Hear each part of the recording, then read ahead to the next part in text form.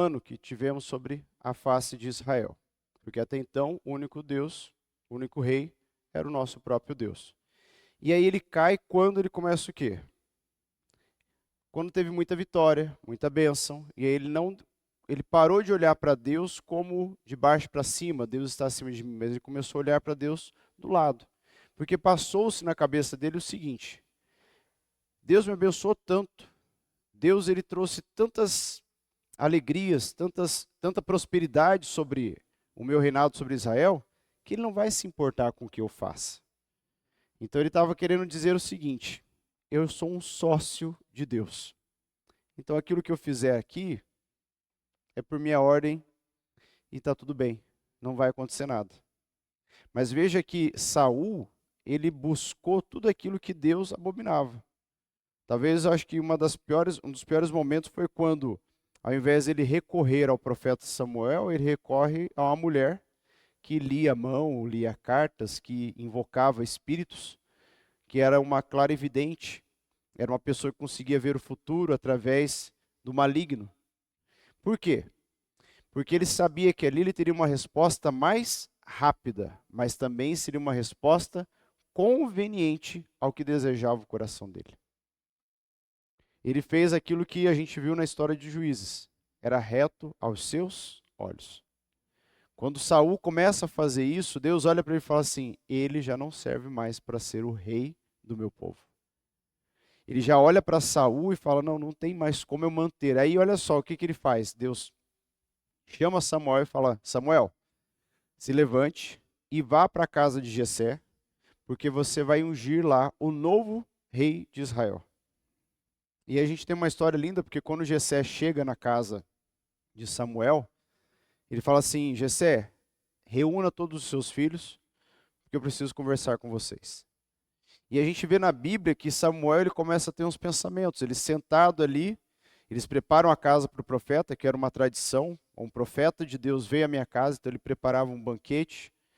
E ele traz os 6 filhos dele. E aí entra o primeiro, e na cabeça de Samuel acontece aquilo que acontece com a maioria de nós. Ele olha para o físico, fala, ó, fala bem, tem porte de guerreiro, já está lutando lá nas guerras, usa armadura. Esse é o rei que Deus quer que eu unja, para que ele se torne o novo rei de Israel. O pensamento de Samuel não é diferente do pensamento que o povo teve quando Jesus chegou em Jerusalém. Domingo agora foi comemorado o quê, de acordo com a cultura da igreja? Domingo de Ramos, que é quando Jesus entra em Jerusalém montado num jumentinho. Os que buscavam a ele, os seus discípulos, estavam saudando ele com folhas de palmeira e dizendo: Hosana aquele que vem, Hosana nas alturas, aquele que vem.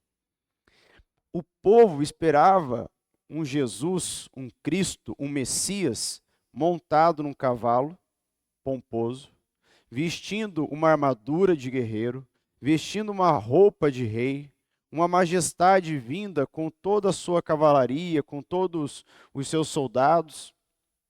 Mas Jesus vem e quebra todo esse paradigma do que é rei. Ele vem mostrar para as pessoas o que é liderança de fato. Que liderança de fato não é eu impor, mas é eu servir primeiro. Samuel teve esse pensamento e não devemos condená-lo, porque ele estava habituado a isso.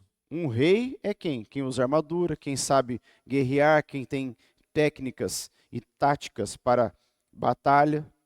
Mas não era isso que Saul teve no fim. Então, quando ele olha para o filho de Jessé, o primeiro ele fala: é esse. Mas logo a voz do Senhor vem e fala assim: não é esse, Samuel. Porque eu não olho para o externo, eu não olho para o físico, mas eu olho para o coração do homem. E aí vem o próximo filho, não é, vem o próximo, vem o próximo. Aí o Jessé falou: acabou todo mundo. Ele falou: não, você tem mais alguém aí, chama lá. Aí falou: tem o mais novo, está lá no campo, cuidando das ovelhas. Mas ele não tem muita importância. Tanto é que quando ele reúne os filhos, Davi continua lá cuidando das ovelhas. Ele não deu a devida importância àquele que viria a ser o novo rei de Israel. Mas quando Davi entra, naquele momento Deus fala bem profundo no coração de Samuel: se levante e unja este garoto, porque ele é o novo rei de Israel. E olha que interessante, Deus, para preparar a libertação de Israel, Deus, para preparar o rei, ele não trouxe uma coroa. Porque a gente tem esse pensamento: eu vou colocar a coroa e ele se torna rei. Ele se torna rei apenas pelo título. Mas Deus levantou um menino que veio preparado no seu coração para se tornar rei. Então Deus poderia ter colocado de outras formas para levantar um rei, assim como fosse o pensamento de Samuel: forte, que já batalha, segura uma espada com força, usa uma armadura, já tem táticas de guerra. Mas Deus, ele queria alguém que estava preparado no seu coração para depois sim se tornar o rei. Tanto é que ele não se torna rei físico ali, de momento, naquele momento que ele é ungido como rei. Passam-se alguns anos, ele era um adolescente. Alguns historiadores dizem que ele tinha por volta de 14, 16 anos. E aí o período que ele realmente assume o reinado de Israel, ele já tinha lá por volta dos seus 30 e poucos anos. Então foi uma época de preparo. E aí alguns pregadores, eles falam mal de Davi, porque Davi, ele adulterou, Davi, ele mandou matar Urias e fez várias coisas erradas. Mas o ponto primordial que a gente tem que olhar para a vida de Davi é que ele se arrependeu das coisas que ele fez. Exato, a gente vai ver aqui logo em seguida. E por causa de tudo isso, fez com que ele se tornasse um rei primordial e muito, como é que eu posso usar o termo? Bem quisto, bem visto por toda a sociedade internacional. Até coloquei aqui, ó, o maior rei de Israel trouxe respeito internacional e adquiriu uma cadeira na ONU. Aí a primeira vez que eu li isso, eu falei: vou pesquisar. Não é uma cadeira na ONU, por isso que está entre aspas. É como se ele tivesse adquirido uma cadeira por toda a sua importância na época. Na época não tinha ONU, não tinha Organização das Nações Unidas. Mas se hoje houvesse, provavelmente ele teria adquirido uma cadeira pela sua proeminência, pelo seu respeito, pela forma como ele liderou Israel e levou Israel a prosperar. Ele aumentou todo o espaço geográfico de Israel.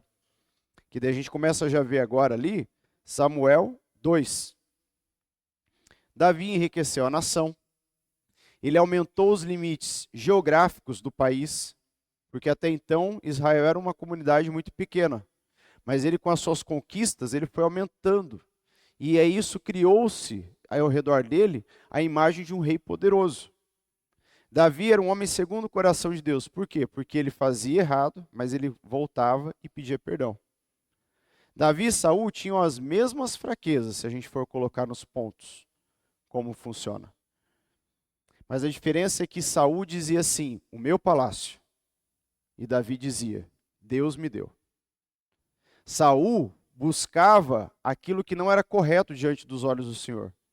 Davi se convertia todas as vezes e voltava, colocava a cara no pó para poder adorar ao Senhor.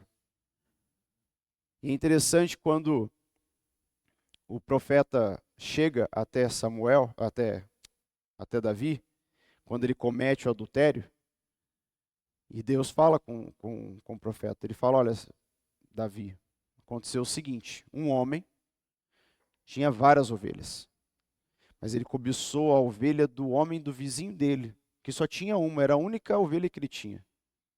E ele roubou para ele. Aquilo levanta uma fúria sobre Davi. Veja que há um nível de integridade, de justiça dentro de Davi. Mas ele ainda não estava entendendo que esse homem retratado nessa ilustração do profeta, era ele próprio.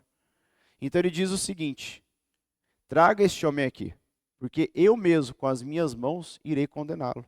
Um homem desse merece a morte. Aí é quando o profeta fala: então, Davi, este homem é você.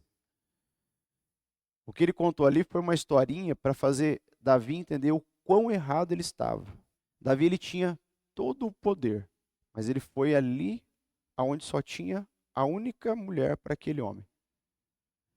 Naquele momento, Davi ele se joga, ele entende que o que ele fez foi extremamente errado. Talvez a teimosia de Davi foi quando ele disse o seguinte: não, pode deixar, eu dou conta. Eu vou organizar as coisas. Mas veja que chega uma profecia para Davi e diz o seguinte: vai acontecer tudo isso, mas a espada nunca irá se apartar da sua casa. E foi o que aconteceu. Ele teve filho morto, o reinado dele se dividiu depois, porque quando Salomão assume o trono, logo depois ele se divide. Então não mantém aquilo que estava previsto para Davi, que era manter um governo equilibrado, um governo único. Aí se divide Israel em duas partes, Israel do norte e Israel do sul. E quando a gente vai, depois a gente vai entrar nessa parte, quando a gente vê Israel do norte é onde aconteciam as coisas mais terríveis. Agora Israel do sul era onde o povo se mantinha mesmo ali, fiel ao Senhor, buscando a Ele. E Davi tinha um coração humilde. E foi isso que levou a ele ser conhecido como um homem segundo o coração de Deus. Não porque ele pecou e Deus passou a mão na cabeça, mas é porque ele se convertia a Deus instantaneamente. Todas as vezes. Uma outra cena muito interessante que eu gosto é quando o profeta chega e fala: Davi, o filho morreu, não tem o que ser feito, o menino está morto. E aí ele sai daquele período de luto que ele estava antes do menino morrer, ele estava vestido com um pano de saco, ele estava jogado nas cinzas, mas ele se levanta, ele se arruma e fala assim: Deus me deu. Então agora eu vou celebrar, porque agora Deus o levou. Eu não vou ficar me lamentando mais. É essa posição que nós devemos ter diante do Senhor. Assim quando Jonas está lá e a mulher dele fala assim: vai, amaldiçoa o teu Deus e morre. Para que viver nessa desgraça que você está vivendo? E aí ele fala o versículo que eu acho um dos mais bonitos: Deus o deu, Deus o tirou. Louvado seja o nome do Senhor. Irmãos, quando a gente chega nessa capacidade de entender que é Deus que dá, que é Deus que tira, e em tudo eu devo louvar a Deus, eu creio que a gente chega numa plenitude muito próxima daquilo que Deus deseja que a gente viva. De entender que tudo é dele, tudo cabe a ele, todas as ordens vêm dele, e a mim e a você cabe adorá-lo, independente da decisão que ele tomar. E não como alguns pensam: não, Deus tomou essa decisão, eu vou me revoltar, onde já se viu. Ou como a gente escuta: onde é que Deus estava quando derrubaram as Torres Gêmeas? Onde é que Deus estava quando teve um massacre em tal lugar? Onde é que Deus estava? E eu me lembro que uma vez a filha do Billy Graham foi entrevistada num programa de rádio, e aí o radialista confrontou ela e falou assim: vocês pregam Deus, mas onde é que Deus estava quando aconteceu isso, isso? Ela disse: Deus estava ainda lá. O problema foi quando vocês, aí ela confronta ele, tiraram Deus de lá. Foi quando vocês começaram a colocar leis proibindo que se rezasse um Pai Nosso dentro das escolas, ou que tivesse uma cruz, ou que tivesse uma Bíblia. Deus está lá, mas vocês tiraram ele daquela posição que ele devia continuar tendo. Deus está em todos os lugares, e aí quando nós tiramos Deus, não há como a gente querer que as coisas andem tranquilamente, que as coisas andem no caminho reto, porque vai acontecer sofrimento, vai acontecer opressão. E daí a gente volta lá para o livro de Juízes. Sofrimento, opressão e morte. Mas Deus, ele é tão misericordioso que quando o povo se arrepende de coração, ele volta e olha para o povo e ajusta toda a vida daquele povo. Amém? Vamos continuar aqui agora o chamado de Davi. Davi foi um grande rei, um homem que agradava a Deus. Isso a gente pode ler. Anote aí no seu livro, no seu caderno. 1 Samuel,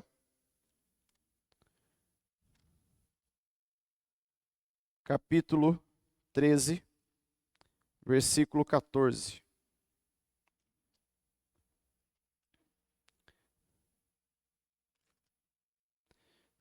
Deixa eu ler para vocês. 1 Samuel 13, versículo 14.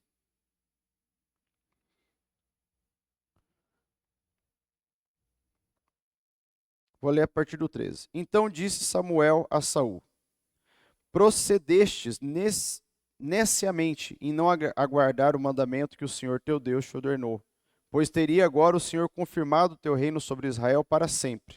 14. Já agora não subsistirá o teu reino. O Senhor buscou para si um homem que lhe agrada e já lhe ordenou que seja príncipe sobre o seu povo, porquanto não guardaste o que o Senhor te ordenou. Nesse momento, de 1 Samuel capítulo 13, versículo 13 e 14, a gente tem a notícia para Saul. Saul, acabou. Agora não tem mais reinado, você para mim não é mais rei, você só vai continuar aqui até aquele que eu escolhi estar pronto, porque para mim você já não é mais rei. Você só tem o título. E deve ser terrível a gente ouvir isso. Ó, você só tem um título, mas você não tem mais importância nenhuma. Eu me lembro que uma vez eu conheci um pastor e que infelizmente aconteceu situações e ele foi colocado para fora da igreja por causa das atitudes dele. Mas uma frase que eu lembro muito bem, que o pastor que deu essa notícia, ele falou assim, ó, eu não estou tirando dele o título de pastor. Ele foi ordenado, mas aqui ele não é mais pastor. E aí é difícil daí você olhar para uma pessoa assim e falar, ele ainda é pastor, mas cabe a mim perdoar, ter o perdão também. Mas imagine o quão doloroso é. Eu tenho o título, mas eu não tenho mais o papel ali, eu não tenho mais a função de pastor, de pai, de professor, de marido. Ó, você é marido, mas para mim já não serve para mais nada. Ah, você é o professor porque você está aí, a gente está sentado aqui, tem que ouvir, mas para mim tanto fez, tanto faz. E a gente se preocupa muito com títulos. A questão cultural do Brasil, na época da monarquia, as pessoas compravam os títulos porque era muito bonito. Porque título era só para quem era da linhagem do império. Então, era o príncipe, daí tinha o filho do príncipe, tinha o filho do rei. Mas daí os barões, os dons, aí eles compravam os títulos. E as pessoas se apegam muito ao título e não à essência.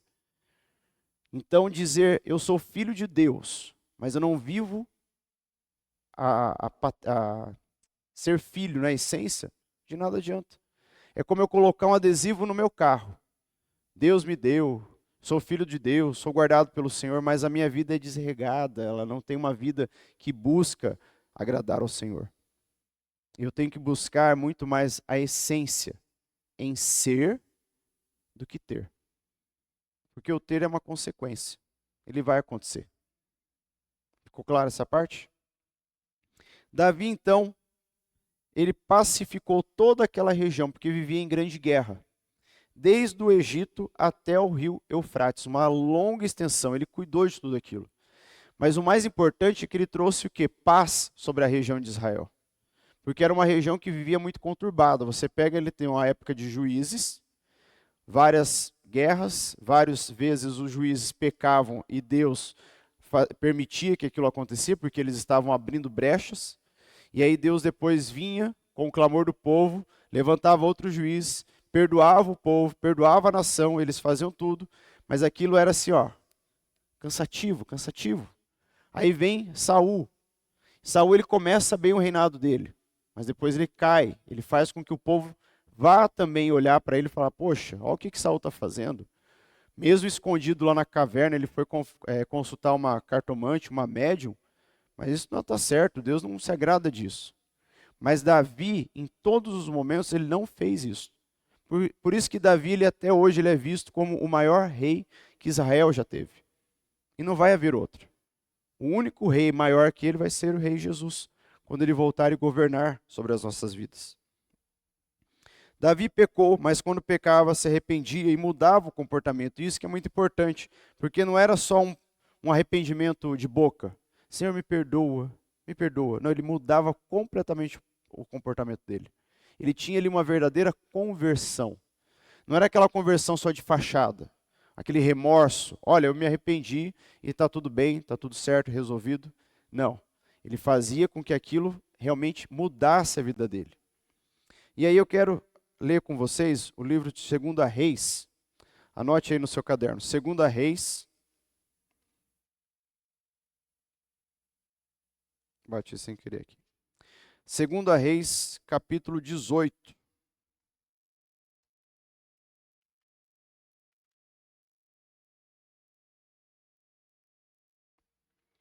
Capítulo 18, versículo 3.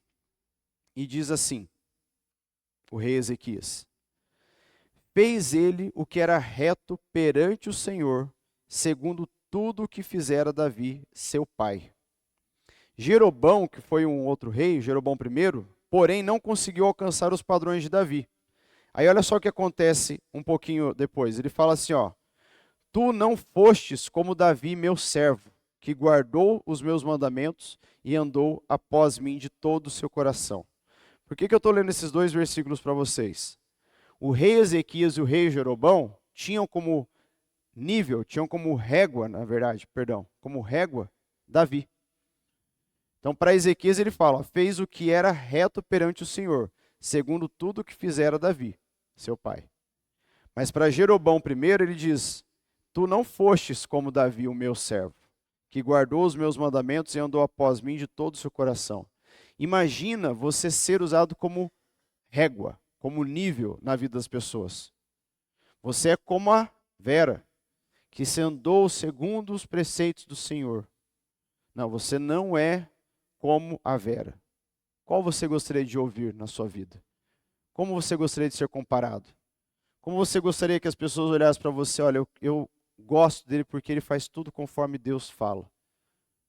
É maravilhoso, a gente tem que buscar isso. E não apenas porque a gente tem a história de Davi, mas porque nós devemos servir a Deus e buscá-lo de todo o nosso coração, para que nós sejamos referência aonde quer que nós venhamos a estar. Muito se prega hoje de a gente estar o tempo todo em evidência, de todo o tempo ser referência, mas é uma coisa que é pregada da seguinte forma: seja referência aqui, ó. Você tem que ser o top dos tops, o máximo que existe dentro da sua sociedade. E é algo inalcançável. Não há como a gente ter isso. Mas você pode muito bem ser referência dentro da sua casa. Que as pessoas possam olhar para você e falar assim: eu quero buscar a Deus como a minha mãe busca, eu quero buscar a Deus como meu irmão busca, eu quero buscar a Deus como meu pai, como a minha prima, como a minha avó, como a minha tia, meu tio, meu primo. Que nós sejamos essa referência. Que nós não venhamos a buscar uma referência maior, porque essa referência maior ela vai acontecendo progressivamente, a partir do momento que você é referência para os seus. Davi, ele foi referência para os seus. Os irmãos olhavam para ele e falavam assim: ó, o Davi ele é diferente. O Davi ele vem para cá, ele não fica batendo boca, ele não fica falando besteirinha, ele não fica com piadinha de duplo sentido aqui no meio dos soldados. Tanto é quando ele vai levar comida para os irmãos, que os irmãos estão lá no momento de guerra contra os filisteus, e aí Davi se levanta e insulta, e fala: quem que vai vir aqui lutar comigo? Cadê o Deus de você? Davi, ele não se amedronta e nem faz piadinha. Ih, agora vocês estão, ó, lascado, perdão a expressão, irmãos. Mas Davi fala assim: quem é esse incircunciso que afronta o exército do Deus vivo? Os irmãos podem até dar risada, falar: Davi, larga essa bobeira de ficar usando Deus agora. Agora tem que ser macho, tem que falar aqui, pegar a espada. E você não está fazendo isso. Não. Davi teve essa atitude de, ao invés de fazer piada, ao invés de ser reativo, ao invés de falar o que não devia, ele se manteve firme naquilo que Deus tinha dado para ele. Quem que é esse homem que está afrontando o Deus do exército? O Deus, como é que eu falei, irmãos? Perdão. Que afronta o Deus de Israel. Exato. Me confundi, perdão. Fechamos aqui, Samuel. Ficou claro? Alguma pergunta? Próximos livros que nós vamos entrar agora são dois. É o livro de Esdras e o livro de Neemias, que ainda são considerados livros históricos. Aí você pode colocar aí Esdras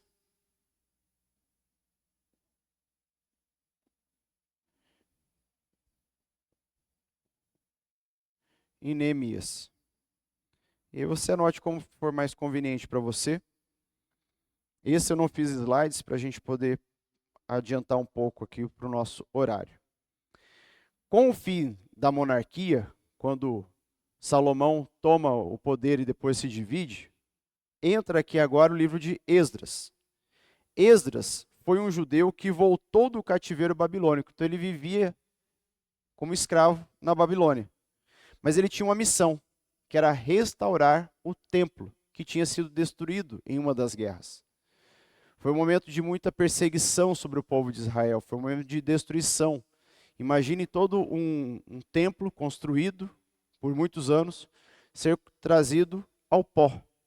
E Esdras tinha essa missão, restaurar o templo, porque era o sinal visível de Deus dentro do seu povo. Porque as pessoas queriam ter uma marca, elas queriam falar assim, Deus está aqui. E Deus também desejava isso. Porque com isso ele fazia com que o povo acreditasse e tivesse uma referência. Porque até então, onde é que Deus se manifestava? Em todos os lugares. Deus não estava preso num local, como os outros deuses viviam, ou vivem até hoje. Então, até hoje, as pessoas, para elas falarem com alguns deuses que são criados, elas têm que ir até aquele templo, porque elas não têm acesso. Mas o nosso Deus, ele não permite, e ele não se prende a um templo. Tanto é que ele está aqui hoje conosco, ele está lá no Japão com 2 ou 3 pessoas proclamando o nome dele, está lá na Coreia do Norte, onde não é permitido falar de Deus, mas aquele povo que se reúne às escondidas para poder ler uma página da Bíblia, Deus está lá. Deus está em todos os lugares. E aqui, nesse momento na reconstrução da nação, veio um personagem muito importante, que é Zorobabel.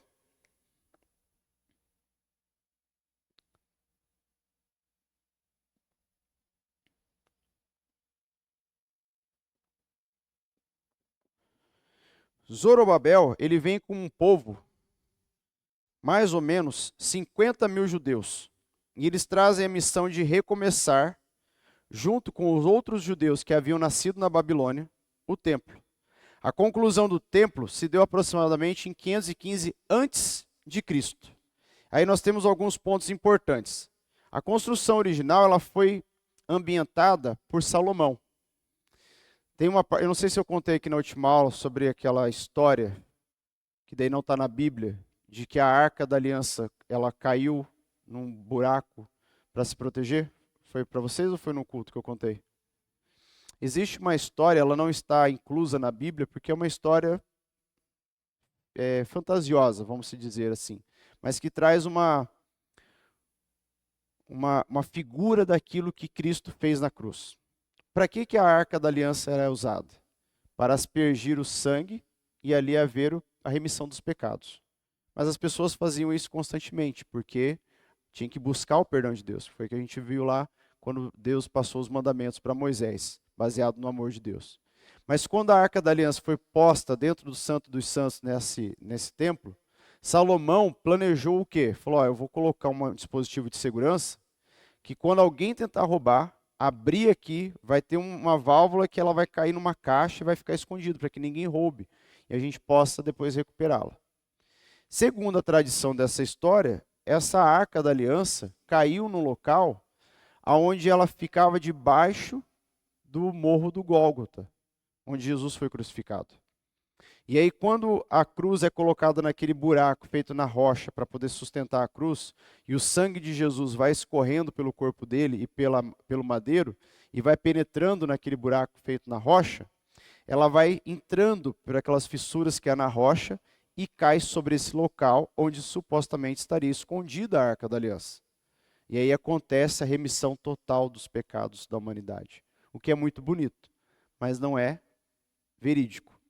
Mas é só para a gente entender o significado do sacrifício de Jesus, fazendo uma alusão para aquilo que era usada a Arca da Aliança e para que foi a morte de Cristo na cruz. Enquanto na Arca da Aliança era feito um sacrifício constante, porque os pecados eles não eram perdoados na sua totalidade, os homens tinham que ir ali constantemente para buscar o perdão de Deus. Quando Jesus derrama o seu sangue, aí sim há uma totalidade do perdão de Deus para as nossas vidas.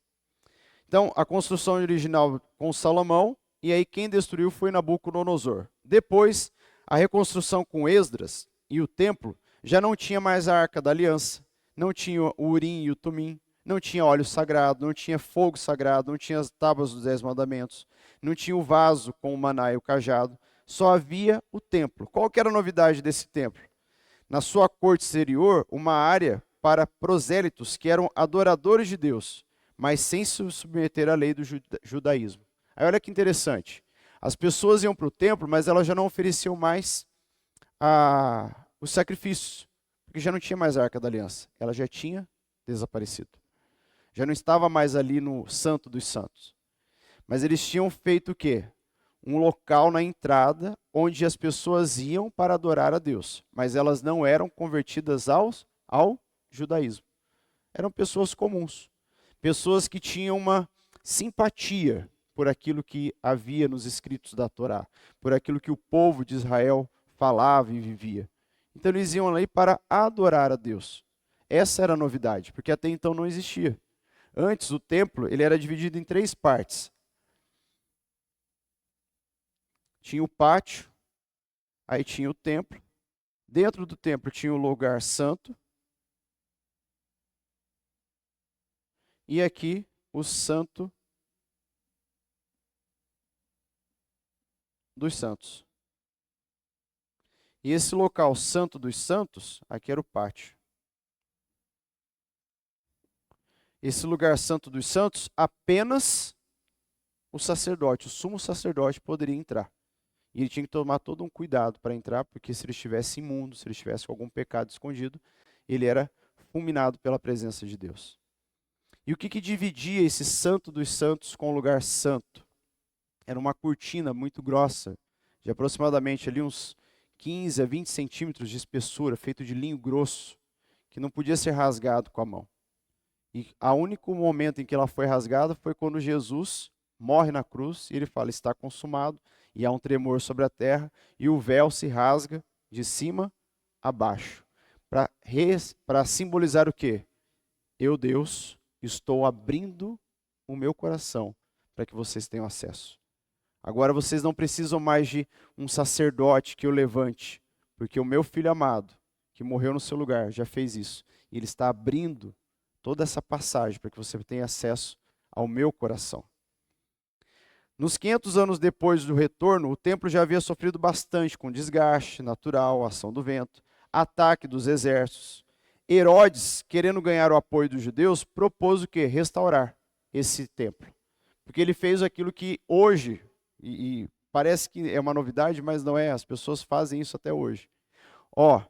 Os crentes estão crescendo, os crentes, os evangélicos estão indo bem, a gente tem que entrar nessa vibe. Eu ouvi isso. Tem aquele prêmio que passa de música, como é que é o nome? Aqui no Brasil. Não me recordo o nome agora do prêmio. É um prêmio de música. Os maiores cantores. Oi? Não. Esqueci o nome. Mas é o prêmio principal. E aí as cantoras, o melhor álbum, o melhor cantor, melhor banda. E aí já tem alguns anos que eles estão colocando uma categoria gospel. Mas o Gilberto Gil e o Caetano Veloso, se não me engano foi o Caetano Veloso que disse, ele falou assim, eu tenho que começar a observar bem esses evangélicos. Tem alguma coisa aí. Mas esse observar não é porque ele se sentiu atraído. Naturalmente, você percebe que essa atração deles é por uma questão que, pera lá, a gente pode cantar a música deles para atrair esse público para nós. Aí a gente tem Gilberto Gil cantando música evangélica, a gente tem o Caetano Veloso cantando aquela música do Kleber Lucas. Eu acho que é Eu Escolho Deus. Eu escolho Deus, eu espero ser amigo de Deus. Se não me engano, foi essa música que ele cantou.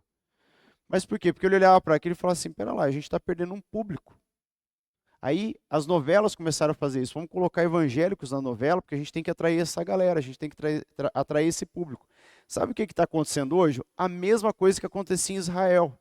Satanás ele vê que ele não consegue entrar por um lado, ele vai atingir aquilo que pega na alma da pessoa. Aí ele vai numa música, ele vai numa novela. E aí você começa a assistir aquela novela, e fala assim, tem crente na novela. Então tá liberado eu assistir. fulano está cantando música da igreja, então bacana, vou até convidar ele para ir no culto lá cantar. Mas espera lá, eu não preciso chamar ninguém. Porque eu, com a minha boca, eu posso louvar a Deus. Eu não preciso de um famoso para levar eu a adorar a Deus. Eu não preciso de um homem que é nitidamente do candomblé, que toma os seus banhos todas as sextas-feiras e se consagra aos orixás dele, que venha cantar música do meu Deus, porque a gente está crescendo, porque nós estamos levando a palavra de Deus. E agora no último IBGE foi constatado, o Brasil ele não é mais um país majoritariamente católico, mas ele já é 50% evangélico. Mas espera lá, será que todos esses 50% que se dizem evangélicos realmente são de fato e estão propagando a palavra do Senhor? Quando a gente olha para essa parte, Herodes tentando fazer o quê? Eu tenho que atrair esse povo. Porque esse povo dá dinheiro, esse povo é rico, esse povo enriquece muito bem, esse povo faz as coisas acontecer. Então eu tenho que ver o que eles estão fazendo. Mas, ó, eu não quero dar o braço a torcer, eu não quero ir lá adorar o Deus deles. Mas vamos dar o quê? Vamos dar a oportunidade. Ó, a gente vai dar esse espaço para vocês. Ó, vocês podem vir aqui.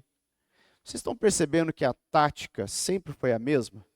Desde Adão e Eva até hoje, dia 15 de abril? Quando a gente olha para o que Satanás fez com Adão e Eva, foi a mesma tática.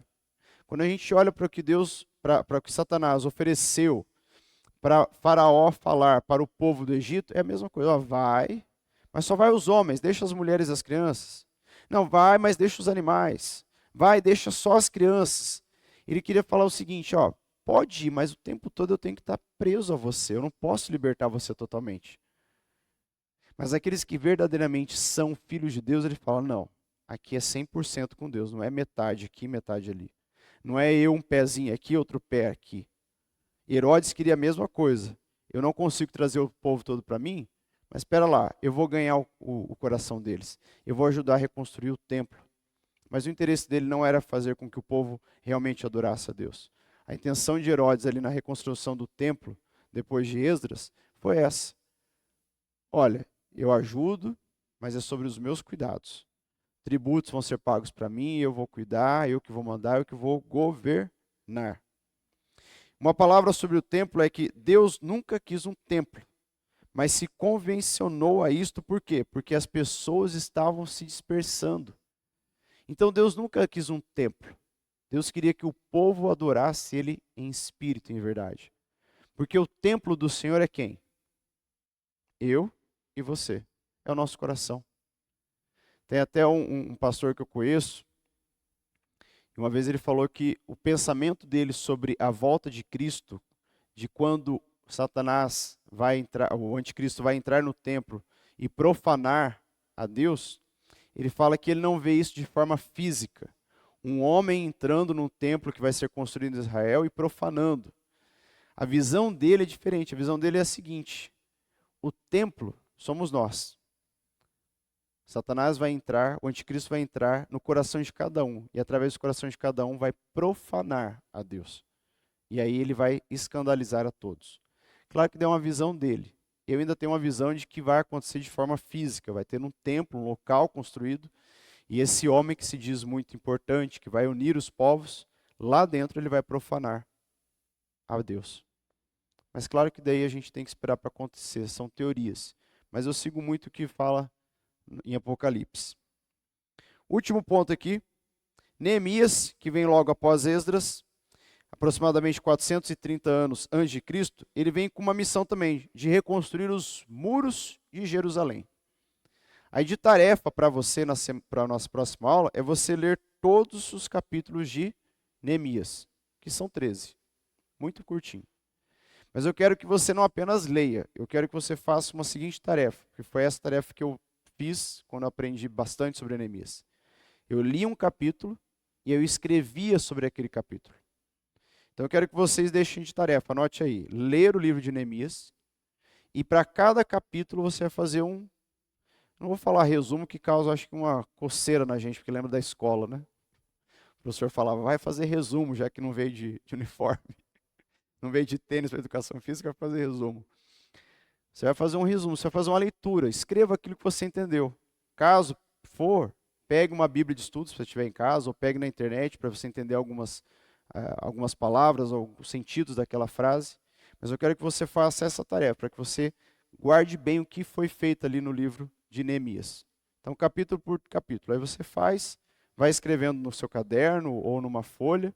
Você não precisa me entregar, mas traga para eu poder dar um visto e saber que você fez a tarefa. O livro de Neemias, então, como tarefa para você ler e fazer todo esse estudo capítulo a capítulo. Qual que é a tônica do livro de Neemias? É lidar com a oposição e no pior tipo que pode existir, desqualificar quem está na frente da missão. E não há coisa pior do que você começar a desqualificar alguém. E no livro de Neemias a gente aprende isso. A pessoa está à frente para tomar a frente de construir os muros, reconstruir os muros de Jerusalém, mas alguém está desqualificando, o seu serviço não é bom, ficou meio torto, está atrasado, não está do jeito que eu gosto. Aqui no livro de Neemias você vai entender quando você ler isso, que a pior maneira que você tem de derrubar uma pessoa é você desqualificando o serviço dela. E a gente tem muito isso. De pessoas que chegam, veem que o seu serviço está bom, mas ela não consegue te derrubar. Ela começa o quê? Te desprezar, ela começa a te diminuir. Ou diante de você, ou diante dos outros. E aquilo, se você permitir, vai entrando no seu coração de uma tal forma que você começa a acreditar, realmente, não deve estar muito bom o meu serviço. Não, a minha liderança não é realmente, não é aquelas coisas. Não, isso aqui que eu fiz, ó, não ficou daquilo. E ele fala aqui, ó, mas quando a oposição é para desqualificar, entenda essa frase, é mais difícil que uma raposa destrói este muro, que foi o que Neemias ouviu. Sério que você vai fazer esse muro? Até uma raposa destrói isso. Era a pior forma de desqualificar o trabalho de Neemias, dizendo que uma raposa poderia destruir o muro que ele havia reconstruído. E só para você entender, os muros eles tinham ali mais ou menos de espessura de 3 metros a 4 metros de largura. Então não era um muro que uma simples raposa poderia derrubar. Tinha que ser um exército grande, um maquinário muito grande. Mas imagina chegar uma pessoa que está ali trabalhando arduamente, reconstruindo os muros de Jerusalém e falar, nossa, que trabalho péssimo. Uma raposa destrói. E foi isso que Neemias teve que escutar. E aí nós vamos para o último livro de hoje, que daí nós encerramos os livros históricos, que é o livro de Esther. Depois do livro de Esther, nós vamos entrar nos livros poéticos, que é o livro de Jó, o livro de Salmos, Provérbios, Eclesiastes e Cantares. No livro de Esther, a gente não contém o nome de Deus. Quem aqui já tinha observado esse detalhe? O livro inteiro de Esther não tem escrito Deus. E será que tem um porquê disso? Quem imagina que haja um porquê?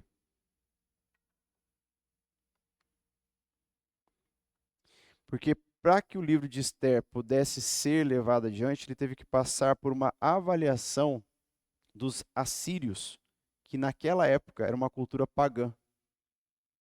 Quem que eram os assírios? Era o povo que governava.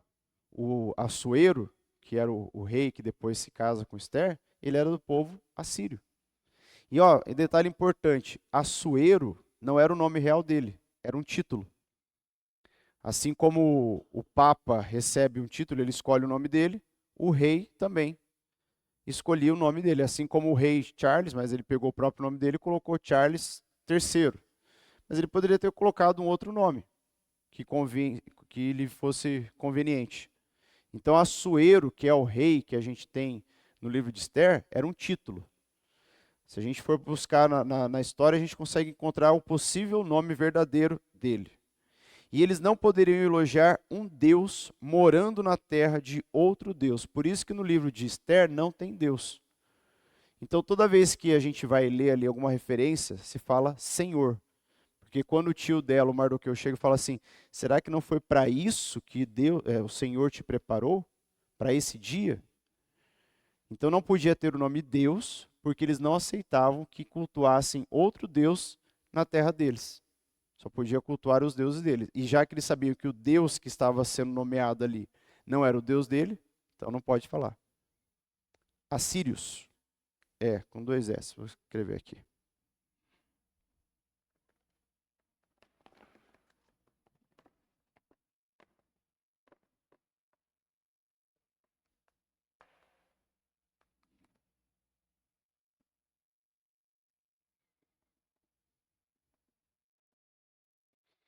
Que era um povo de cultura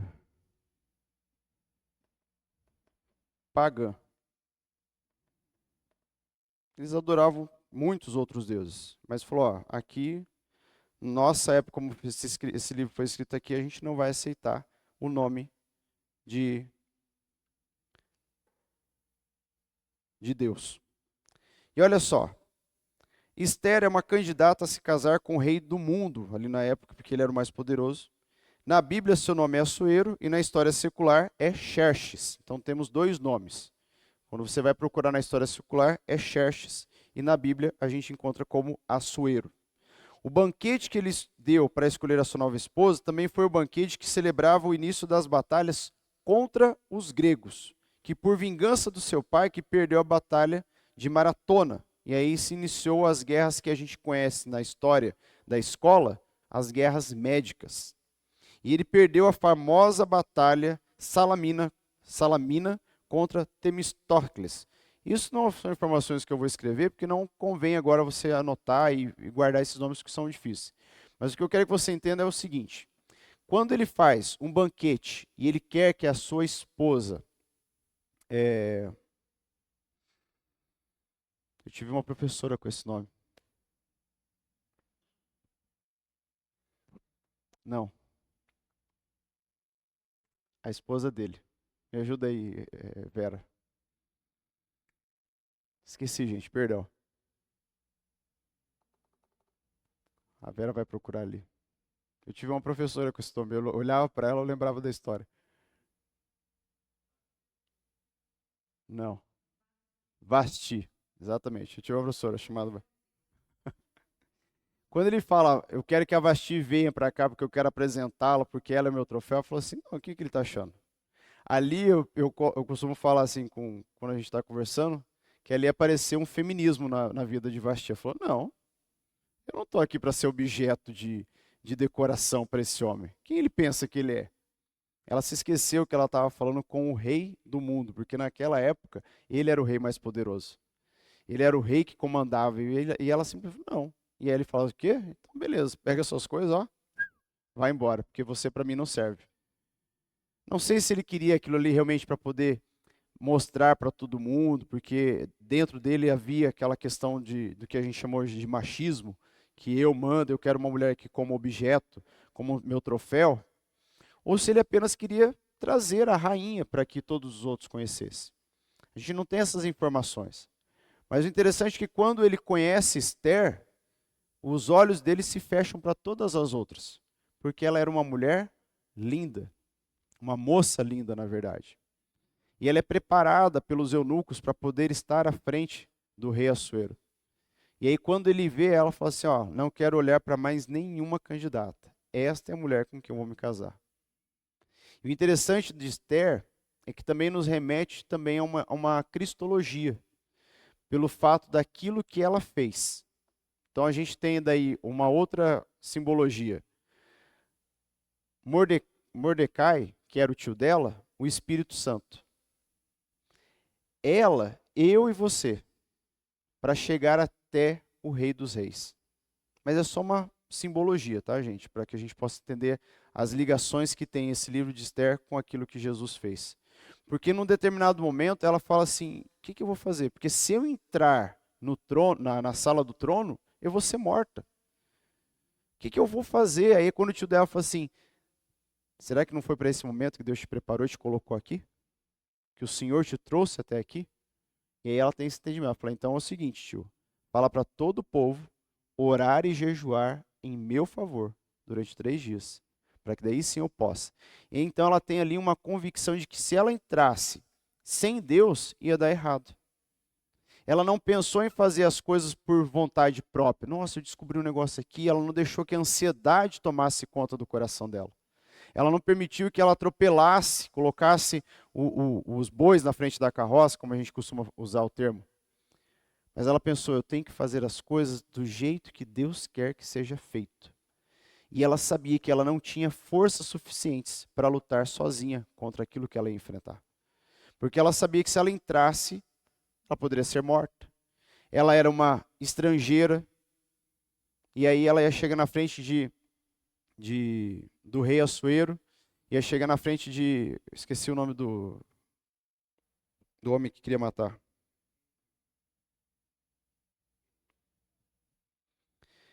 Vocês me perdoem, eu esqueci de anotar, e eu confio na minha memória que eu vou lembrar o nome de todo mundo. E aí eu esqueci agora. Eu tô com Naamã no nome, mas não é. Mas ela pensa assim, se eu entrar na frente deles, eles vão me matar. Não, Naamã é o que se banhou nas águas. Mordecai era o tio dela.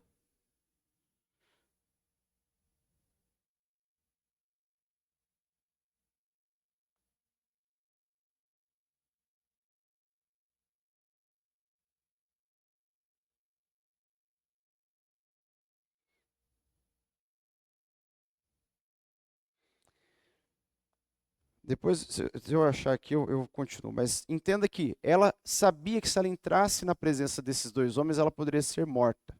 Então ela se prepara. Ela faz aquilo que todos nós deveríamos fazer quando a gente entrasse numa batalha, numa luta: se preparar. E quem que convence ela de que ela tinha que ter feito isso? O tio dela, que nessa simbologia representa o Espírito Santo. Olha, talvez seja para esse momento que você foi colocado aqui pelo Senhor.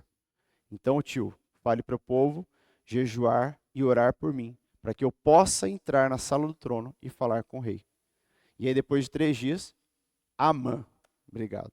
Então, ela sabia que se ela entrasse na presença do rei Assuero, que era o marido dela, e na presença de Amã, que era o chefe do exército, que tinha mandado construir uma, uma forca enorme para poder matar todos os judeus que haviam ali na presença do povo, ela falou, eu não posso enfrentar eles sozinhos. Eu preciso de Deus ao meu lado, eu preciso do Senhor ao meu lado. E aí quando ela entra, tudo se encaminha. E quem que está lá?